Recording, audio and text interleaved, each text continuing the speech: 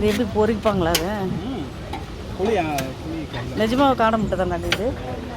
வேறு எதாவது முட்டையை சாப்பிட்றாத. இங்கே பாரு டஜன் கணக்கு. ஏய் நம்ம ஊர் ஃபோன் வாங்கிட்டு போய்க்கலாம்டி. இது எவ்வளோ இது? 60 ரூபாயா? 50 ரூபா என்ன வாங்கிக்கலாமா? போம்பு வாங்கிக்கலாம். குச்சி வச்சு எப்படி போடுறது ஊற்றுலாம் பார்ப்போம்.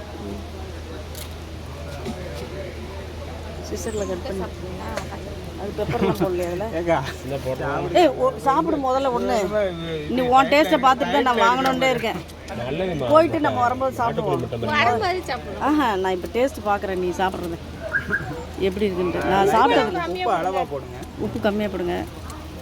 பெப்பர் போடுறாரு. அடுத்து அவ்வளோதானா? மிளகா பேர் தான்ப்பா காடை முட்டைக்காரரு. அப்பப்போ வந்தீங்கன்னா இவர்கிட்ட பார்த்து ஒரு கடை பேர் என்ன? முட்டை கடை. எனக்கெல்லாம் வேணாம், நான் வந்து பார்க்குறேன். இதே எங்கள் அக்கா. போதுமா? வீடியோ க்ளோஸ் பண்ணுங்க.